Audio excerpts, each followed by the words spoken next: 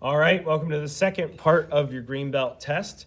There's a couple new things in here, okay? So first off, we have a key signature. So instead of writing the flats or sharps or whatever you had in before the notes, right in front of the notes, since we're gonna play, like if you're a C instrument, we're gonna play all B's as B flats, all E's as E flats. We're just gonna put them at the beginning of the song and just remember to play them that way. So they're not going to be in front of the notes anymore. They're actually in the beginning of the song, just to remind you to play those, because composers are lazy. There's another reason, and there's actually a way more important reason that we do that.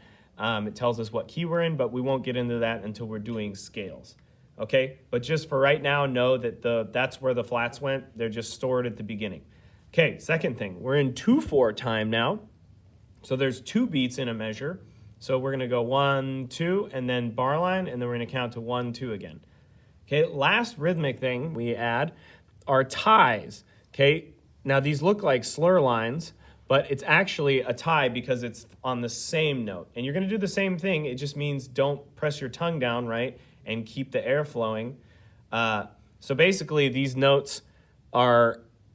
This note is 2 beats and this note is 1 beat. Since you're not going to tongue this note and you're holding it, this is technically going to last for 3 beats.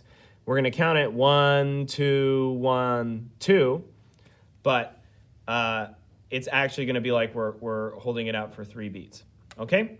So here's number 40, and you can see that we have 2 lines. On yours, you probably have something that looks like this, and it's just going to be 1 line.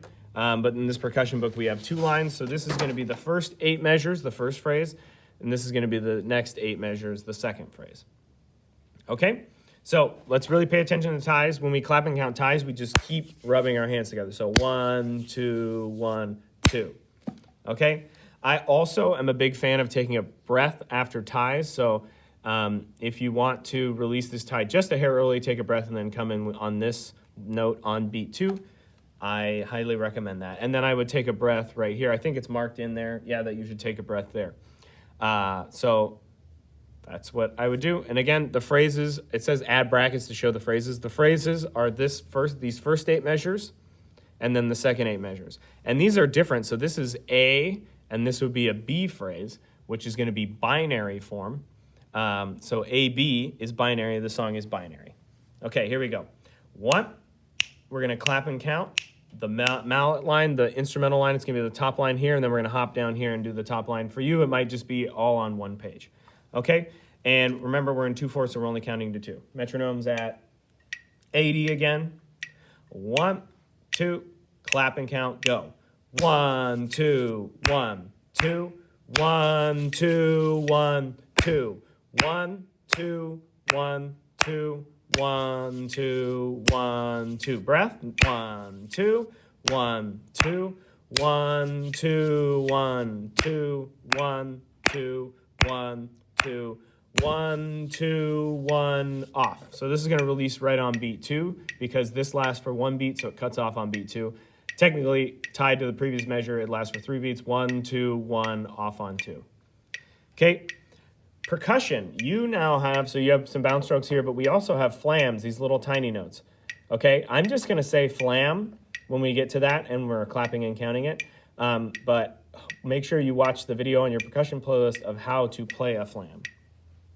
All right, let's clap and count the percussion line. 1, 2, ready, go. 1, 2, 1, 2, 1, 2, 1, 2, 1, 2, 1, 2, 1, 2, 1, 2.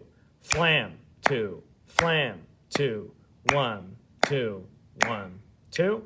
Flam, flam, flam, flam. Rest, 2, 1. Okay, and you can see here we're alternating. This is a left-handed flam because the big hand that comes down on the actual beat is your left hand. So it's right, left, left-handed flam. Then it switches to left, right, right-handed flam, then back to right, left, left-handed flam, and then left, right, back to a right-handed flam. Okay, so that might take a little slow practice to get, but let's play the song. We're going to ignore the suspended cymbal line in the middle, and I'm going to play the top line on clarinet, and then you're going to hear the snare drum part down here, and hopefully you'll hear the flams and the buzz strokes all nice, and let's do it. Here we go. Metronome's at 80. 1, 2, ready, go.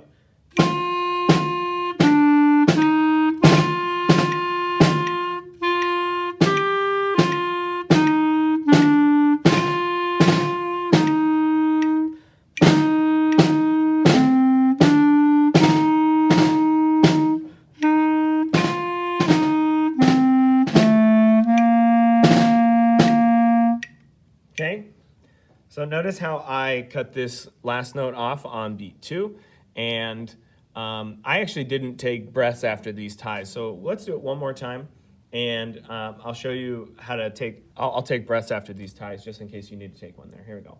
1, 2, 1, 2, ready, go.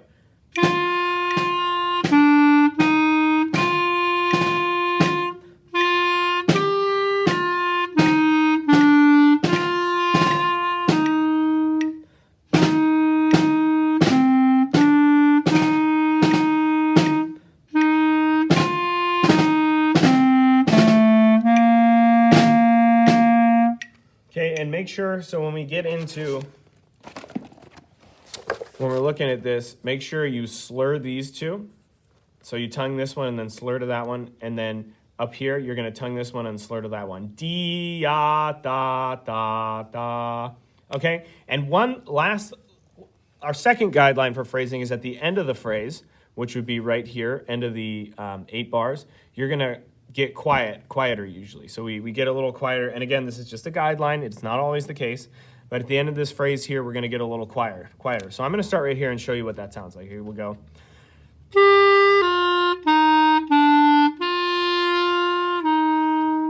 See how I sort of decrescendoed on this? I crescendoed here, and then I got quiet on here, and this is a common D-ah to end a phrase, that you crescendo on that and then gently land on this note and come down a little bit. So just a little added bonus college level stuff for you, and that's our second test in Greenbelt.